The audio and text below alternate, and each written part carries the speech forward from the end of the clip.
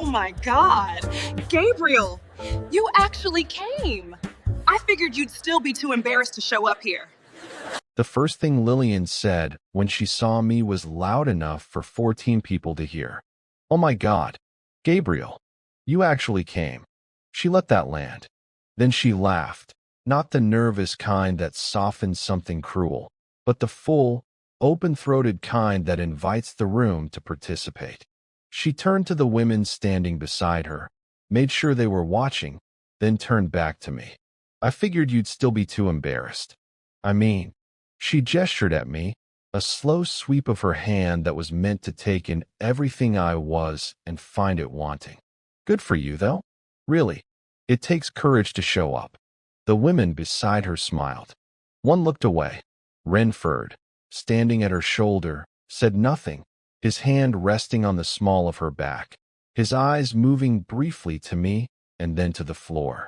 14 people in the immediate area had gone quiet, not silent. The room was still moving, the DJ still playing something low and nostalgic, waitstaff still circling with appetizers. But in that 12-foot radius, the air had changed. 3 of my former classmates looked at me the way people look when they are waiting to see if a man will bleed visibly or hold himself together. I stood at the entrance of the Harrington Grand Ballroom, still holding my name tag that the volunteer at the check-in table had just handed me, and I looked at Lilian across that 12 feet of polished floor, and I did not say a single word. I put the name tag in my jacket pocket. I straightened my cufflinks, the ones my wife Orvina had given me on the morning we closed our Series C round, the ones made from a coin my grandfather had carried through 30 years of shift work at a machine plant in Birmingham. I walked to the bar, ordered sparkling water with a lime wedge, and I let Lilian's performance finish without me. Here is the question that will stay with you if you were standing in that room. Why didn't he respond? A man who has nothing answers immediately. He defends, deflects, explains himself. He gets loud, or he goes quiet in the wounded way that confirms what everyone already suspects. I had learned, in the years since Lilian Presswood walked out of our apartment on a Tuesday afternoon in March, that silence is not the absence of power. It is where power lives when it is not yet ready to speak. Let me tell you what Lilian remembered about me. She remembered Gabriel Osei at 26 years old, sitting at a folding table in a 2-bedroom apartment in East Atlanta, surrounded by notebooks and spreadsheets and a laptop with a cracked screen I had covered with electrical tape because I could not afford to replace it. She remembered a man who worked long hours at a mid-level operations job at a regional logistics company and came home tired and full of ideas that had not yet become anything a bank would take seriously. She remembered the arguments, the ones where she would stand in the kitchen and say, "Gabriel, you have been working on this same idea for 3 years and nothing has happened." She said it the way you say something when the deciding has already been done, not as a question, not even as a frustration anymore. Each word arrived flat and final, already settled before it left her mouth. She remembered the last conversation we had as a married couple. She had already packed. The boxes were near the door. She said, "I did not sign up to wait forever for something that is never going to come. I love you, but I am not going to be poor for you." Then she said the things she may not remember saying, but that I wrote down in one of those notebooks that same night, word for word, because I knew I would need it later. She said, "Gabriel, you are never going to be anything." She was 31 years old when she said it. There was no heat in her voice, no anger left. Just the flat conclusion of a woman who had made up her mind and moved on before she had even finished the sentence. She was not cruel about it. That was almost the harder part. I watched her leave from the window of that apartment. I stood there until the Uber turned the corner. Then I sat back down at the folding table, opened the notebook, and wrote down everything she had said. And underneath it, I wrote one sentence of my own. We will see. The Sycamore Ridge High School class of 2007 reunion was held on a Saturday in October at the Harrington Grand. It had been organized almost entirely on a Facebook group by our former class president, Bertrice Callum, who had put genuine effort into the seating arrangements, the catered food, and a slideshow of yearbook photos running on a loop near the DJ booth. There were roughly 60 former classmates in the room. I recognized most of them. Some had aged visibly. Some looked exactly the same. A few I would not have placed without their name tags. Lilian had arrived early. By the time I walked in, she had already established her position, stationed near the center of the room with a group of 4 women I recognized from our graduating class, holding a glass of champagne, wearing a dress that had been selected with specific intention. She had not come to fade into the background. She had come to be seen. The man standing next to her I did not recognize from school. He was well-dressed and broad-shouldered, positioned with one hand on the small of Lilian's back in a way that communicated ownership more than affection. This was her husband, Renford Goss, whom I had researched 3 weeks prior when Bertrice sent out the attendee list and his name appeared as Lilian's +1. Renford Goss was a senior vice president at a real estate development firm in Buckhead. He drove a leased S-Class and owned a 4-bedroom home in a gated community in Alpharetta. His LinkedIn headline read, "Building Communities, Creating Value." He made about $400,000 a year. I had no issue with Renford Goss. He had married a woman he loved, built a career he was proud of, and showed up to a high school reunion on a Saturday night. None of that was a crime. But Lilian knew exactly what she was doing when she spoke my name that loudly from across the room. She had waited for me to walk through that door, and the moment I did, she had performed. I heard the second wave from the bar.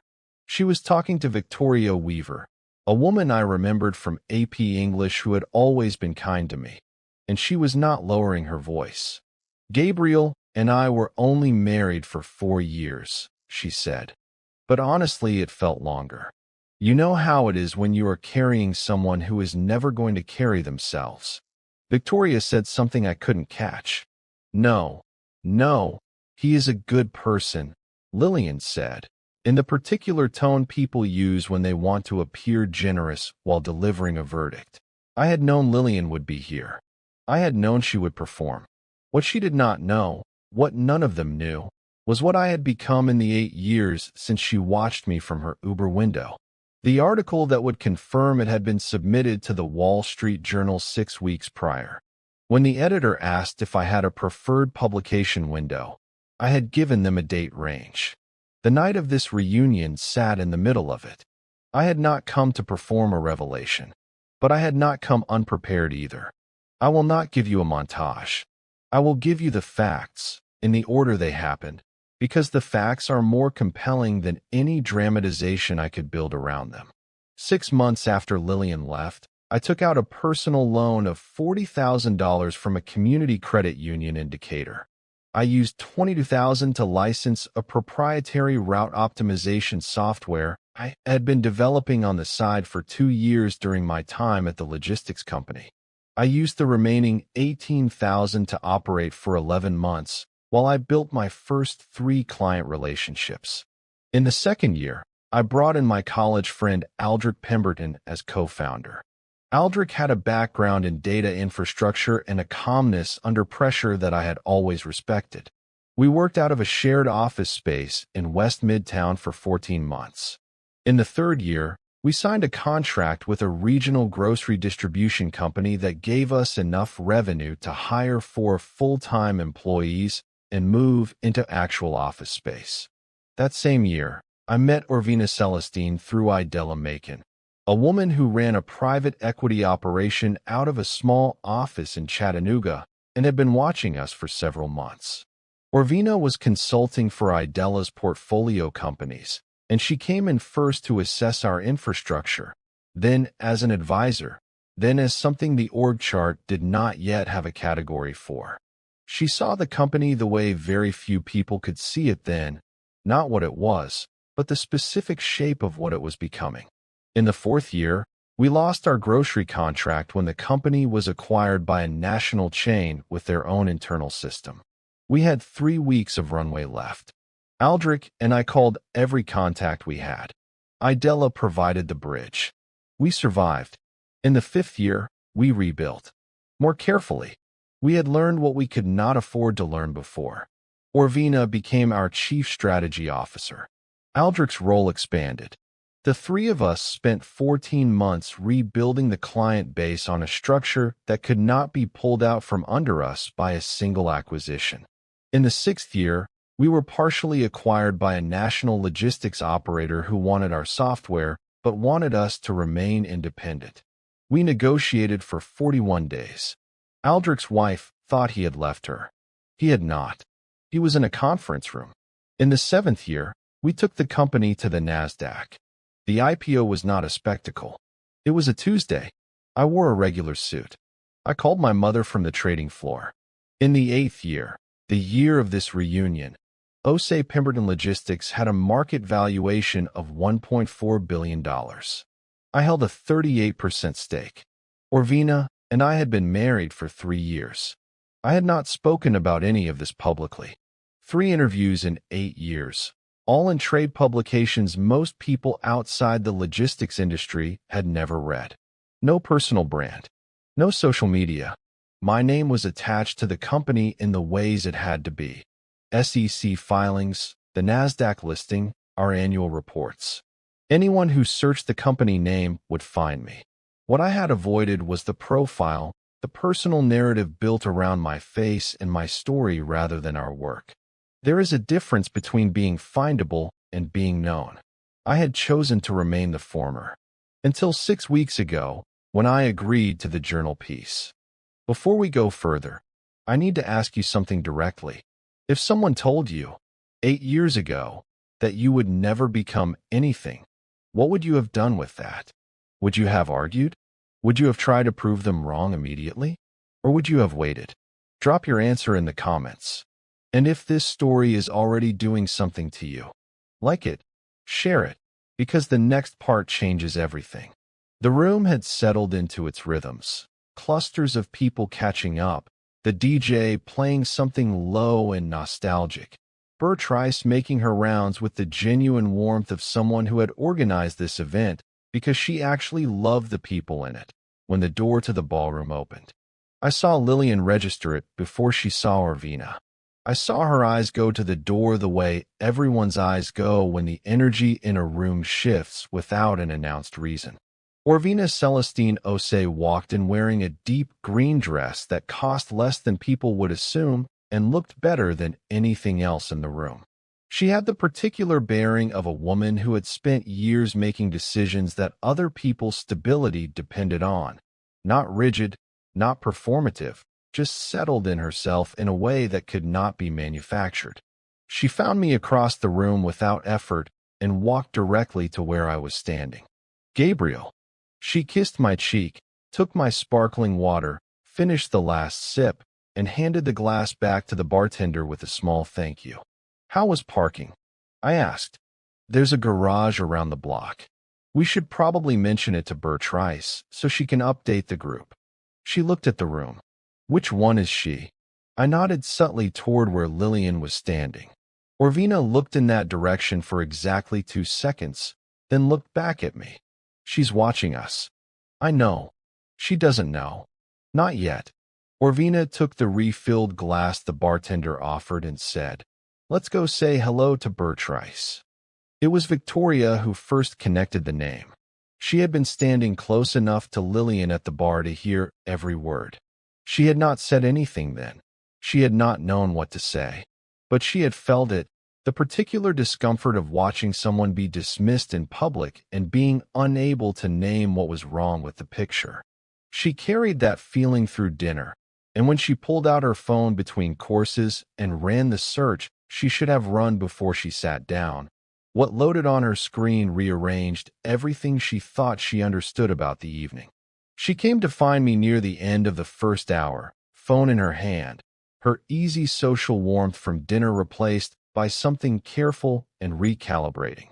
"Gabriel Osei," she said. She said it the way you read a headline before you're sure you believe it. "Hey, Victoria," I said. "It's good to see you. Are you?" She looked at her phone and then at me. "Is this you? Osei Pemberton Logistics?"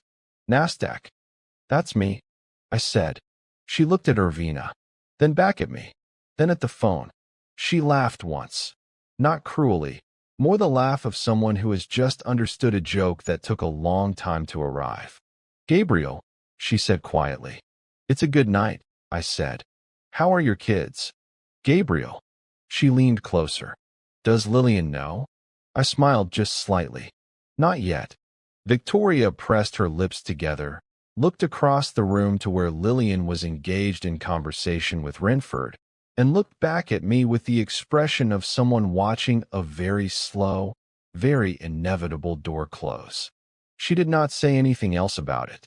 She talked to me about her children for 10 minutes with genuine warmth, and when she left, she squeezed my arm in a way that communicated something she did not put into words. The first crack appeared at dinner. Bertrice had organized table seating, and through whatever combination of nostalgia and organizational logic, Lilian and Renford were placed at a table adjacent to mine and Orvina's. Close enough for conversation, far enough to require intention. Renford introduced himself to me with a genuine handshake and a direct look. Renford Goss, he said. I don't know you from school. I was at Dunwoody, but good to meet you. Gabriel Osei, I said. Good to meet you. He was a personable man. He talked about the real estate market with specific knowledge, asked me what I did with real interest, and listened when I answered. Logistics software, I said.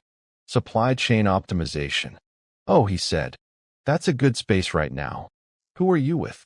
My own company, I said. Osei Pemberton. The name meant nothing to him. Why would it? He was in real estate. But I watched Lilian, who was in mid-conversation with the woman beside her, stop. Not visibly. The rest of her stayed in motion. She nodded. She held her champagne glass. But I have known Lilian's tale since we were 23 years old sitting in the same marketing class at Georgia State. And I know what her particular stillness looks like when a piece of information has landed somewhere it did not expect to go. She had heard the name before. She just hadn't connected it to me. Not yet. You build the software or run the company? Renford asked. Both at the beginning, I said. Now I mostly run the company. How many employees? Just over 400 now. Renford nodded with the appreciation of one businessman toward another. That's real work right there. Lilian picked up her champagne glass. Here is your moral question for tonight, and I want you to sit with it honestly. If you were Renford in that moment, and you later discovered the full picture of that evening, what your wife had said, what she didn't know, what would you do with that information? There is no clean answer. Think about it. Tell me in the comments. And stay with me, because what happens next will leave you absolutely still. I did not plan to show anyone what was in my jacket pocket that evening.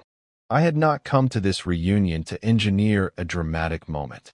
I had come because Bertrice had sent me a personal message asking me to, because she was one of the people from that chapter of my life who had been genuinely kind to me, and because Orvina had said, when I told her about it, go. You've done the work. Let the work speak. The document came out because Aldrich called. It was 9:47. Dinner was almost done. Aldrich called from San Francisco where he was attending a technology conference, and he called because the Wall Street Journal piece had gone up 2 hours prior. Moved to the front of the publication queue without additional notice, landing in the middle of the date range I had quietly specified when the editor asked for my preference. Have you seen it? Aldrich asked. Not yet. Go look, he said. It's a full profile. They used the photo from the Austin conference. Gabriel, they called you a generational architect of domestic logistics infrastructure. The Journal. I thanked him and ended the call. I pulled up the article.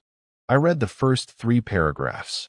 Then I set the phone face down on the table and looked at the room with the particular feeling of a man who has been carrying something heavy for 8 years and has finally, in one specific moment, been given permission to set it down. Orvina had pulled it up on her own phone. She reached over and put her hand on my forearm for exactly 3 seconds. Then she went back to her conversation. I did not show the article to anyone. I did not mention it.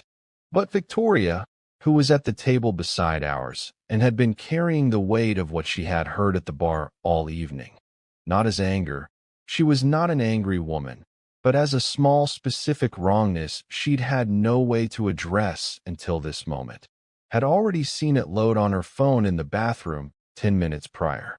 She had read it standing under the fluorescent light of the Harrington Grand's powder room, and when she walked back into the ballroom, she had made a decision.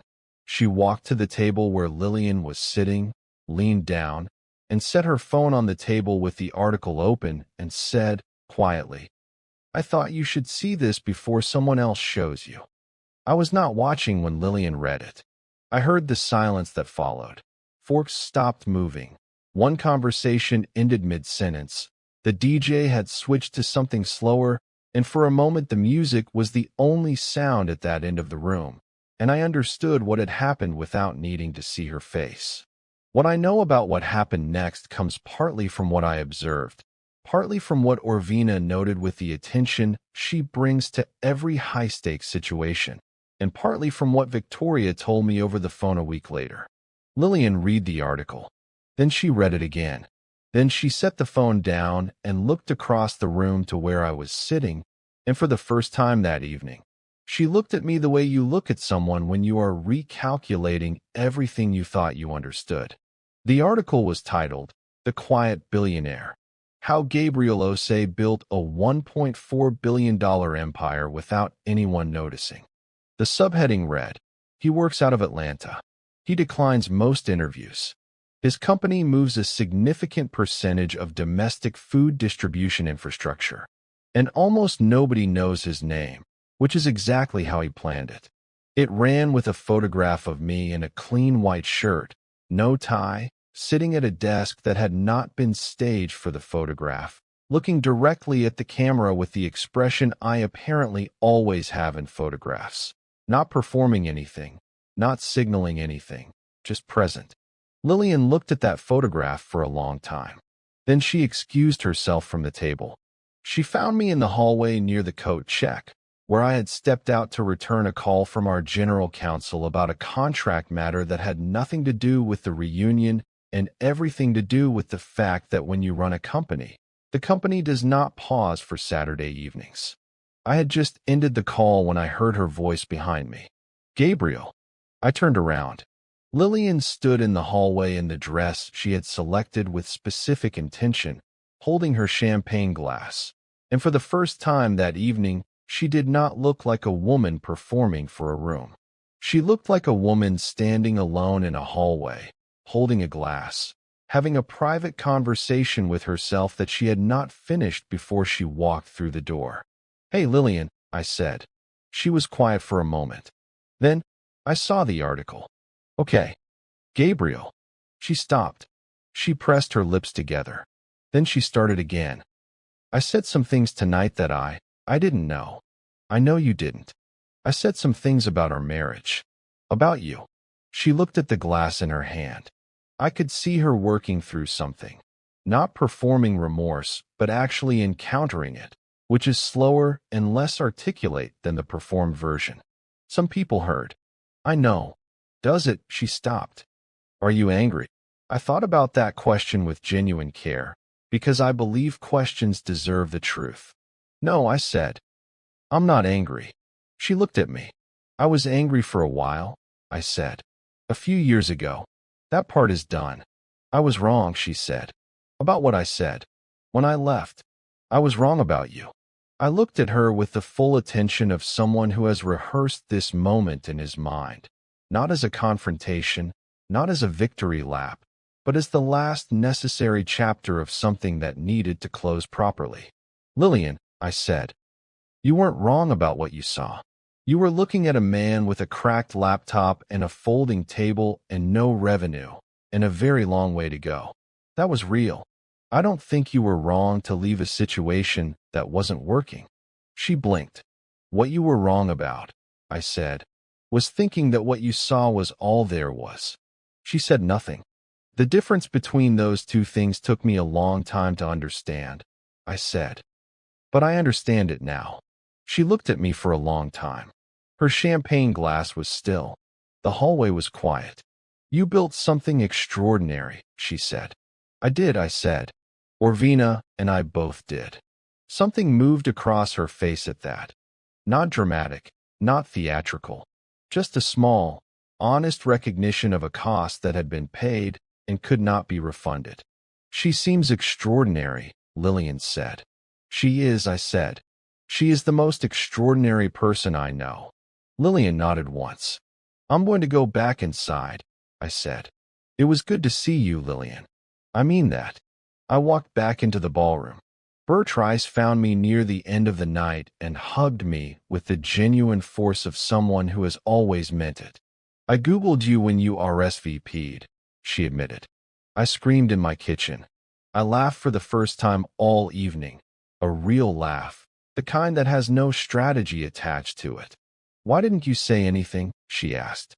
Because tonight wasn't about any of that, I said. She looked at me with the warmth of someone who understands more than they say. Gabriel Osei, she said, shaking her head slowly. 8 years. 8 years, I agreed. Orvina found me at the bar while the room was beginning to empty. She had spent the last hour in genuine conversation with several of my former classmates, each of whom she had made feel seen in the way she has of doing. Not performing interest, but carrying actual curiosity about the person in front of her. Ready? She asked. Yes, I said. We retrieved our coats. We said goodbye to Victoria, who hugged us both, and to Bertrice, who made us promise to come to the next one. We walked out of the Harrington Grand and into the cool October air. Orvina tucked her arm through mine as we walked toward the garage around the block. How do you feel? She asked. I thought about it honestly. Done, I said. In the good way. She nodded. She understood exactly what I meant. Now I want to ask you something, and this is the question I want you to take home tonight. When Lilian said, "You are never going to be anything," in that moment, she was not a villain. She was a frightened woman who had decided the evidence in front of her was the final verdict. Have you ever been that person? Have you ever looked at someone in their process, in their unfinished, struggling, not yet arrived state, and decided you already knew the ending? I have. I think most of us have. Drop it in the comments. Honesty only. Here is what the 8 years cost. They cost my father not living to see the IPO. He died in the 5th year, during the hardest stretch, when I was not sure the company would survive, and I was driving 4 hours each way to Birmingham on weekends to sit with him in the hospital, and then driving back to Atlanta on Sunday nights to be in the office by 7. He died believing I was going to make it. He told me so 3 weeks before he went, in a conversation I have never repeated to anyone except Orvina. His belief was not blind. It was specific, built on 40 years of watching his own father, and then himself do what needed to be done without drama or complaint. He handed that quality to me the way his father handed it to him, not through speeches, not through inspiration, but through the daily example of a man who kept going because stopping was not a consideration. I would trade everything in the company for one more conversation with my father. That is not a figure of speech. That is the exact and specific truth. The 8 years also cost me relationships I was too busy to maintain, errors in judgment I cannot reverse, a period in year 3 when I was working so many hours that I stopped being able to sleep and had to learn, through genuine difficulty, that a body requires sleep and food and stillness, and ignoring those requirements does not make you more productive. It makes you less capable and then, eventually, unable to function at all. They cost me the version of myself that believed Lilian when she said I was never going to be anything. That version is gone. I do not mourn him, but I remember him. He sat at a folding table on a Tuesday night in March and wrote down everything his wife had said, and underneath it he wrote 2 words, and he meant them with everything he had. That man deserved better than he believed he did. That is probably the most important thing I can tell you. The Wall Street Journal piece went moderately viral within the business press over the following 48 hours. Bertrice reposted it to the Reunion Facebook group with a single caption, "He was there Saturday night."